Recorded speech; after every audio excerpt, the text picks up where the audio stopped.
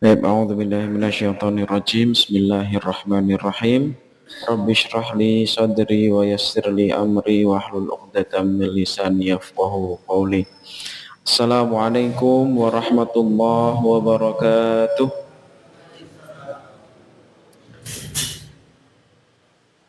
Innal hamdalillah nahmaduhu wa nasta'inuhu wa nastaghfiruh wa na'udzu billahi min syururi anfusina wa min sayyiati a'malina man yahdihillahu fala mudhillalah wa man yudhlilhu fala hadiyalah.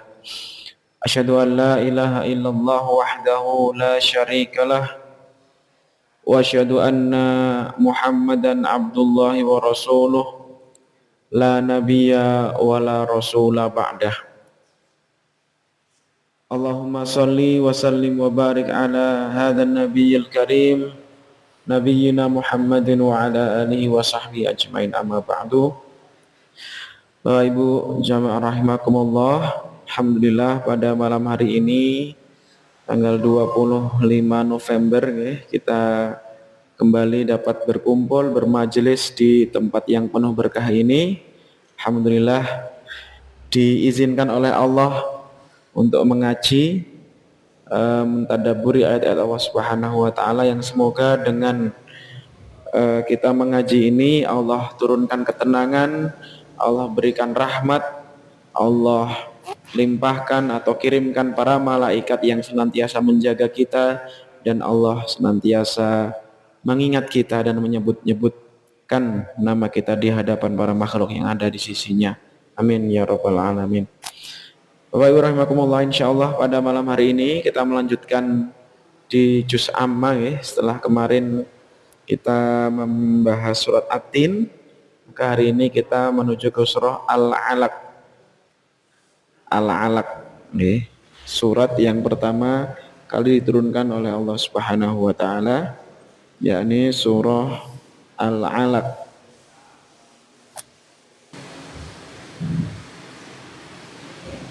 Semuanya. Baik, mari kita mulai dengan surah Al-Fatihah terlebih dahulu. A'udzu billahi minasy syaithanir rajim. Bismillahirrahmanirrahim. Alhamdulillahi rabbil alamin. Ar-Rahmanir Rahim. Maliki yaumiddin. Iyyaka na'budu wa iyyaka nasta'in. Ihdinas siratal mustaqim. Siratal ladzina an'amta 'alaihim ghairil maghdubi 'alaihim waladdallin. Amin. Baik, kita mulai dari ayat pertama ya. Iqra bismi rabbikal ladzi khalaq.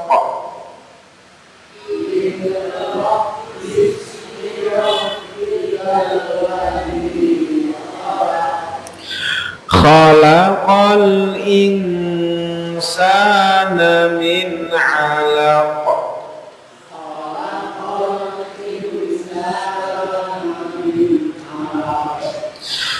Iqra wa rabbukal akram.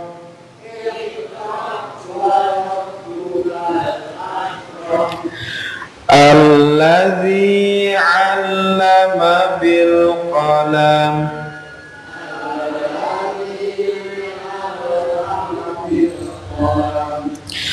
'allamal insana ma lam ya'lam.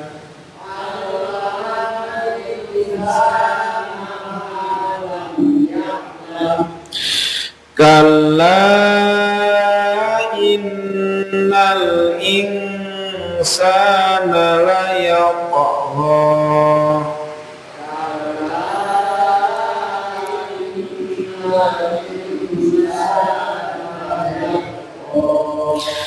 Ar-ra'ahu istaghna.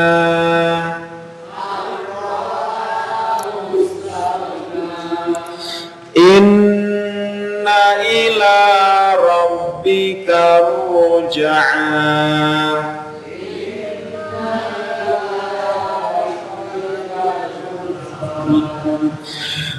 Ara'aita alladhi yanha.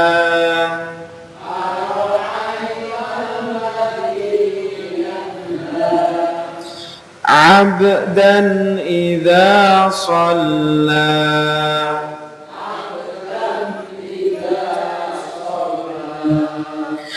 Ara'aita in kana 'alal huda.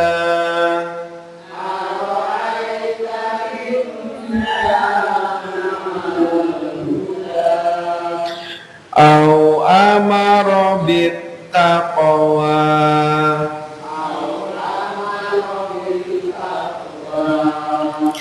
Ara'aita in kadzdzaba wa tawalla.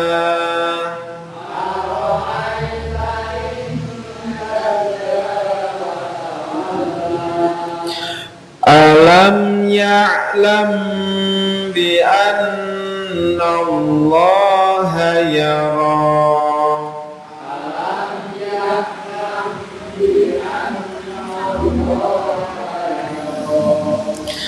Kalla la illam yantahi lanasfa'an bin nasiyah.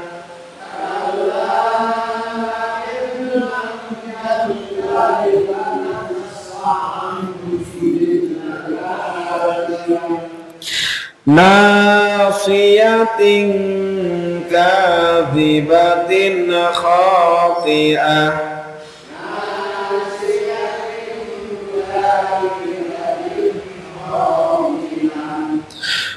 Falyad'u nadiyah.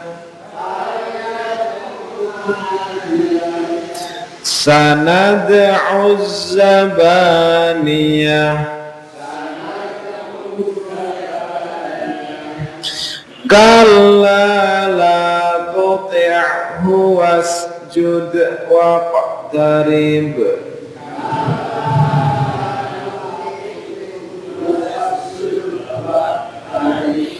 Baik, kita mungkin ulangi dengan beberapa catatan. Ini sangat banyak huruf qalqalah. Di surah Al-Alaq ini ada huruf-huruf qalqalah, baik qalqalah sughra maupun qalqalah kubra. Kami ulangi lagi bahwa qalqalah sughra itu adalah ketika ada huruf ba, jim, dal, to, dan kof, 5 huruf baju di toko, itu sukunnya asli, betul-betul asli sukun, maka itu qalqalah sughra. Nah, kalau yang 5 huruf tadi dibaca sukun tetapi aslinya bukan sukun, jadi dibaca sukun karena itu wakof, karena di akhir kalimat lalu disukunkan, maka itu adalah qalqalah kubra. Itu untuk pengetahuan saja. Lalu membacanya tentu dipantulkan. Iqra. Iqra. Nah, yang roknya itu hamzah, jadi tidak terlalu tebal, tidak sampai ke kerongkongan seperti ain. Jadi iqra, bukan sampai iqra. Iqra biasa nun. Itu lalu alaqa itu juga qalqalah, dan di ayat yang terakhir itu malah ada wasjud waqtarib. Nah, waqtarib itu juga qalqalah sugro, meskipun dia di akhir kalimat ya, di akhir ayat, karena sukunnya adalah waqtarib itu asli. Bacanya juga dipantulkan. Falyad'u. Nah, ini setelah dal, setelah qalqalah ada huruf ain. Maka diperjelas nih, falyad'u. Langsung dicantelkan ngaten di kerongkongan. Lalu taqwa itu juga qalqalah dan berapa nanti huruf qalqalah layap gho itu qalqalah. Sedangkan yang ayat setelahnya ar-ra'ahu staghna, ghainnya itu mboten qalqalah. Ya, jadi malah istagh ditahan, tidak sampai dipantulkan, istaghna. Seperti maghbu itu juga tidak sampai dipantulkan. Lalu ada idgham bila gunnah. Idgham bila gunnah itu ketika ada nun sukun atau tanwin bertemu dengan dua huruf, yaitu lam dan ro. Itu maka nunnya langsung bila gunnah, tidak dengung, jelas. Kalla la illam, jadi langsung ke huruf lamnya. Terus yang perlu nanti juga diperhatikan di ayat yang 15. Nah, di ayat 15 itu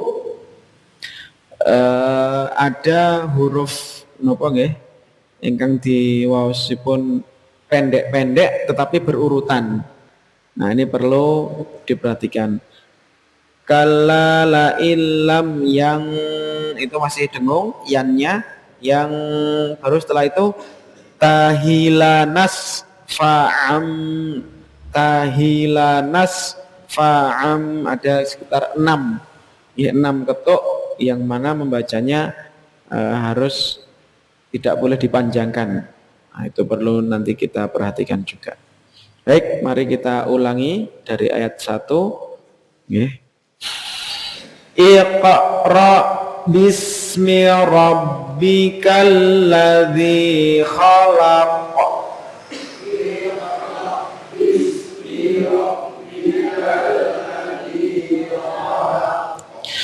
Khalaqal insana min 'alaq.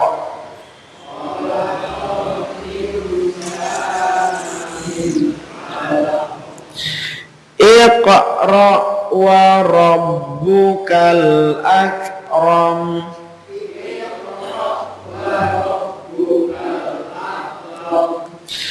Alladzi 'allama bil qalam.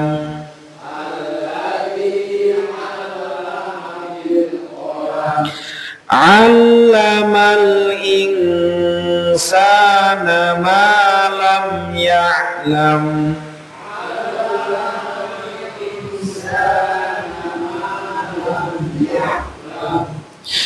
Kalla innal insana la yatgha.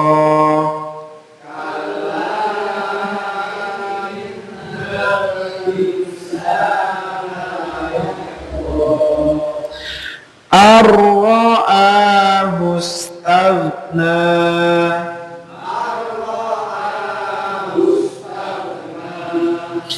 Inna ila rabbika ruj'a.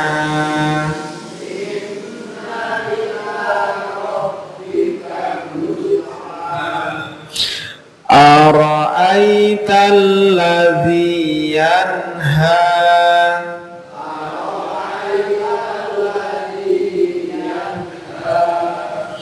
Abdan idza shalla.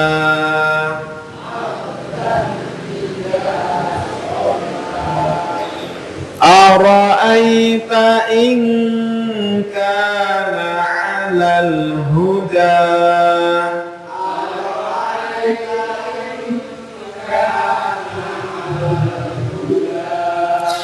au amara bittaqwa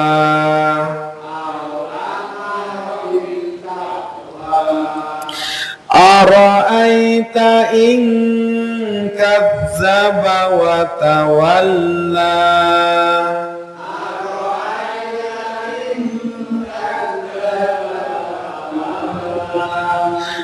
alam ya'lam bi anna Allaha yara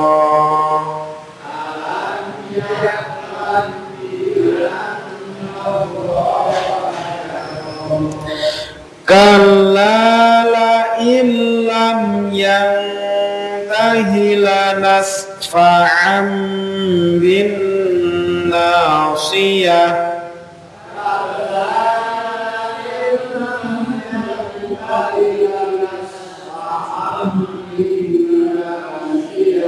kita ulang sekali lagi. Kalla la illam yantahi lanasfa'an bin nasiyah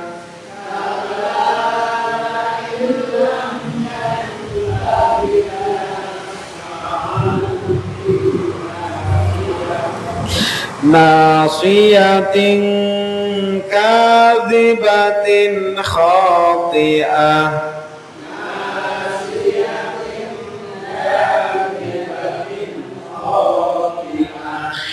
falyad'u nadiyah sanad'u zabaniyah kalla la tuti'hu wasjud waqtarib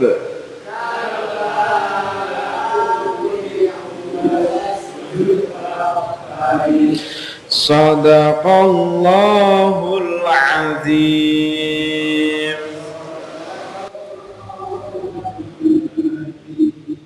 Baik, mari kita mencoba untuk memahami ya sedikit dari makna atau terjemah dari surah Al-Alaq ini. Yang pertama, surah Al-Alaq ini merupakan surah yang pertama kali, wahyu yang pertama kali diturunkan oleh Allah Subhanahu wa taala kepada baginda Nabi Muhammad sallallahu alaihi wasallam. Di dalam riwayat disebutkan bahwa diceritakan bahwa permulaan Nabi mendapat wahyu itu berupa mimpi, ya, mimpi yang benar. Jadi mimpi tapi seperti nyata, mimpi tapi nyata gitu. Okay.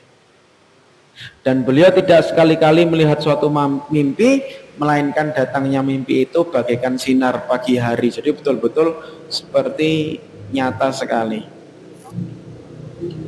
Kemudian dijadikan baginya suka menyendiri. Jadi Allah menjadikan Nabi itu ketika masa-masa awal mendapatkan wahyu itu suka menyendiri, uzlah, menyendiri di gua, ya, khususnya di Gua Hira. Lalu melakukan ibadah di sana selama beberapa malam.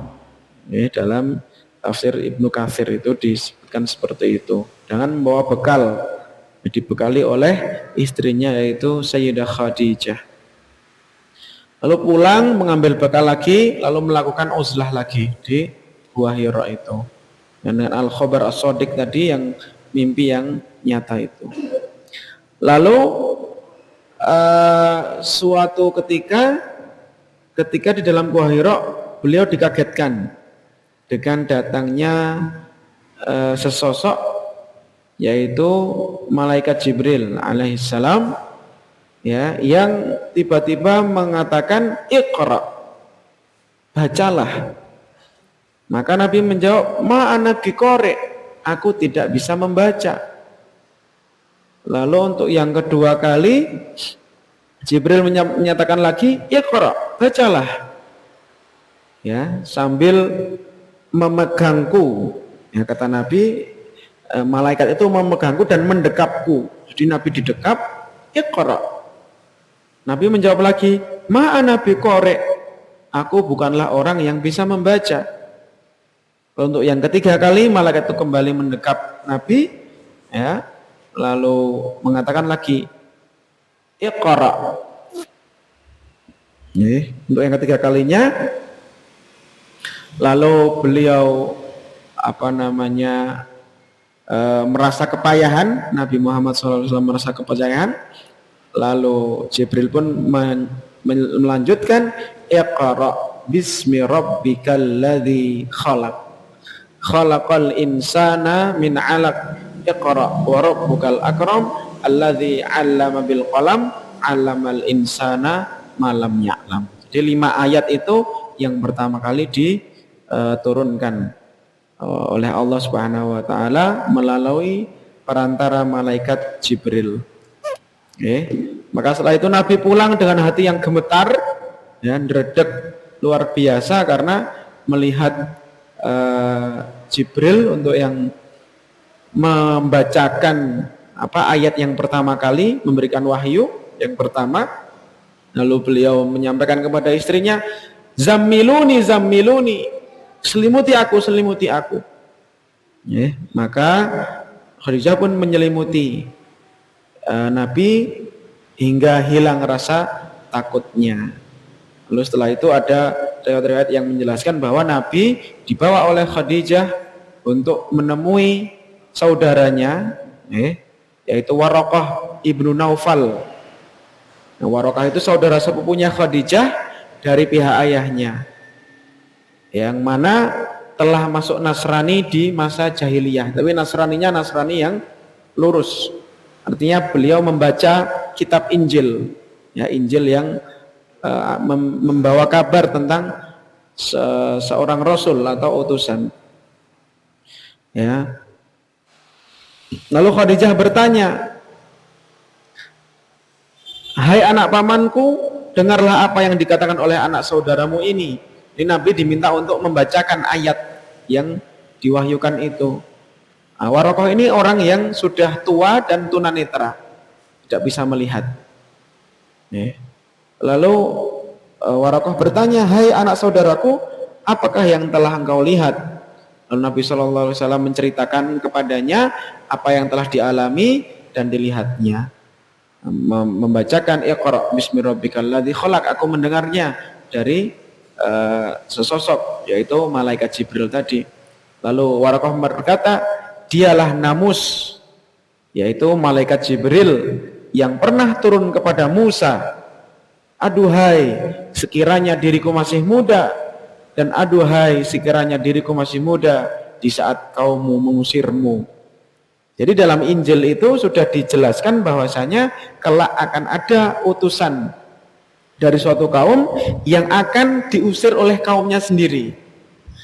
Nah, jadi Waraqah ini merasa bahwasanya, kalau aku masih muda, seandainya aku masih muda, aku akan menolongmu, dalam arti menolong Nabi Muhammad yang akan mendapatkan penolakan dari umatnya. Nah, ini sekilas dari cerita riwayat di awal masa turunnya wahyu. Baik, sekarang mari kita coba untuk membaca makna dari ayat 1-5 itu. Yang pertama, Allah sampaikan, Iqra bismi rabbikal ladzi khalaq. Bacalah dengan menyebut nama Tuhanmu yang menciptakan, alladzi khalaq, yang telah menciptakan. Khalaqal insana min 'alaq, yang dia telah menciptakan manusia dari alaq. Alaq itu segumpal darah. Jadi Allah Subhanahu wa taala menciptakan manusia dari segumpal darah. Kalau waktu zaman itu kemajuan teknologi khususnya di bidang kedokteran belum semaju sekarang, maka ini hanya sebagai pengetahuan saja, manusia itu dari segumpal darah. Tapi kalau sekarang sudah betul-betul ada penelitian yang menyebutkan proses perkembangan manusia dan sesuai dengan apa yang dikatakan dikabarkan oleh Allah Subhanahu wa taala. Yang ketiga, iqra. Bacalah wa rabbukal akram. Ya, bacalah dan Tuhanmu lah yang Maha Pemurah. Alladzi 'allama bil qalam, yang mengajarkan manusia dengan perantara qalam. 'Allamal insana ma lam ya'lam. Dia mengajarkan kepada manusia apa yang tidak diketahuinya. Nah, ini perintah Allah Subhanahu wa taala yang luar biasa besar, yaitu iqra, membaca. Nah, membacanya tentu bismi rabbikal ladzi khalaq. Membacanya itu dengan landasan nama Allah. Artinya membaca itu untuk menambah keyakinan kita terhadap Allah, apalagi orang-orang yang sudah beriman. Ya. Membaca sesuatu, membaca buku, membaca pengetahuan apapun itu bismi rabbikal ladzi khalaq. Untuk atas nama Allah Subhanahu wa taala. Dan seterusnya.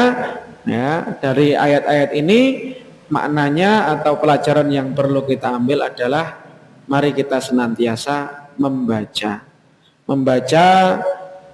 segala sesuatu yang memungkinkan untuk menambah keimanan kita.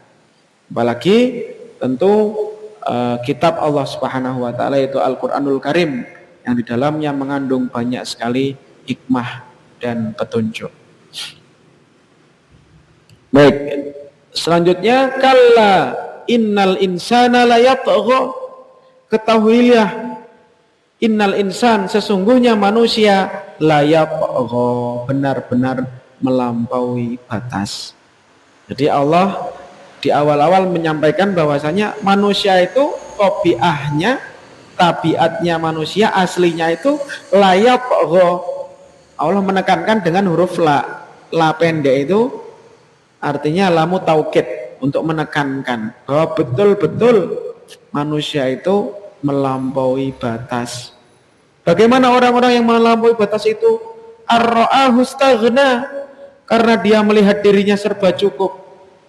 Jadi banyak sekali manusia ya yang disebut oleh Allah itu merasa dia itu bisa mencukupi kebutuhannya sendiri. Dia tidak membutuhkan Tuhan, tidak membutuhkan Allah Subhanahu wa taala. Dan ini dulu sudah banyak, nah sekarang tambah banyak dengan tren-tren pemikiran-pemikiran barat yang asasnya adalah liberalisme. Maka nanti ujung-ujungnya akan bermuara kepada ateisme atau yang tidak percaya dengan eksistensi Tuhan, karena mereka merasa dunia ini sudah ada hukum alamnya, tidak ada yang mengatur. Inna ila rabbika ruj'a, lalu Allah ingatkan sesungguhnya kepada Tuhanmu lah engkau kembali. Ara'aital ladzi yanha, bagaimana pendapatmu tentang orang-orang yang melarang siapa? Abdan idza shalla, melarang seorang hamba ketika dia mengerjakan sholat. Ya, yanha abdan, melarang hamba idza shalla, ketika melakukan sembahyang atau melakukan sholat. Ara'aita, bagaimana pendapatmu? Apa yang kau lihat? Bagaimana kamu melihat? In kana 'alal huda, jika orang yang dilarang itu berada di atas kebenaran. Orang-orang yang sholat yang dilarang oleh orang-orang itu ya sesungguhnya di atas kebenaran, di atas hidayah Allah Subhanahu wa taala. Au amara bittaqwa, atau dia menyuruh bertakwa kepada Allah. Lalu Allah bertanya lagi, ara'aita, bagaimana pendapatmu? In kadzdzaba wa tawalla, jika orang yang melarang itu mendustakan dan berpaling. Ya, orang-orang yang melarang itu ya orang-orang musyrik, orang-orang kafir, ya, yang tidak membolehkan orang-orang untuk beribadah kepada Allah Subhanahu wa taala dan mendustakan. ya, serta berpaling dari Allah Subhanahu wa taala. Lalu Allah tegaskan, alam ya'lam, tidaklah dia Allah mengetahui alam ya'lam bi annallaha yara, tidaklah dia mengetahui bahwa sesungguhnya Allah itu melihat segala perbuatannya. Ya, abdan yang tadi, kalla la illam yantahi lanasfa'an bin nasiyah. Maka Allah tegaskan, ya,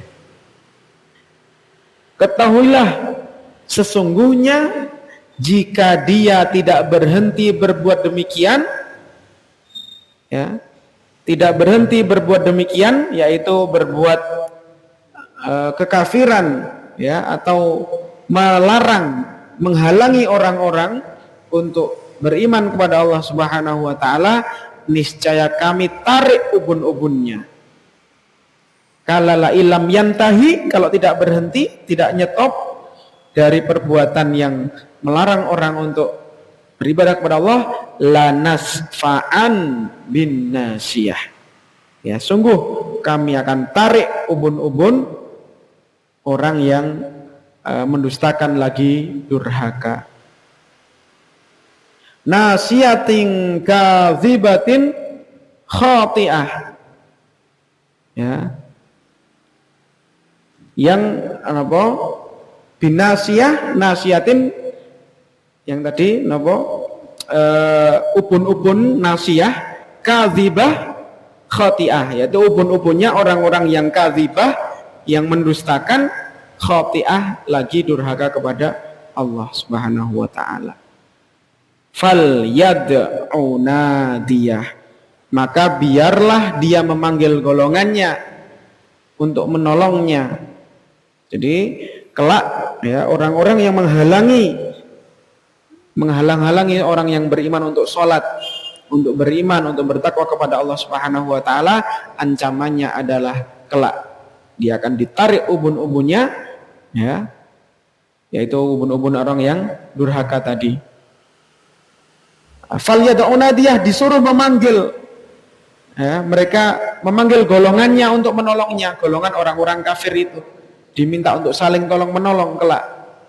Tapi Allah katakan sanad'uz zabaniyah, kelak kami akan memanggil malaikat namanya zabaniyah. Ya.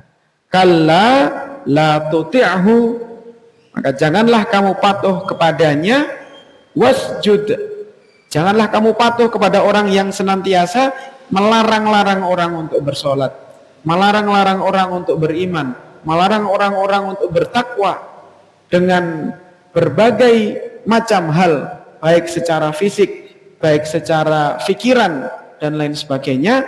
Ya, la tuti'hu, jangan menaati, jangan nganut, jangan mau untuk nurut orang-orang yang sengaja untuk menghalang-halangimu dari ketakwaan kepada Allah Subhanahu wa taala. Wasjud, dan sujudlah kepada Allah, waqtarib, dan dekatkanlah dirimu kepada Allah Subhanahu wa taala. Jadi ini surah Al-Alaq ini yang pertama kali diturunkan oleh Allah Subhanahu wa taala kepada baginda Nabi Agung Muhammad sallallahu alaihi wasallam.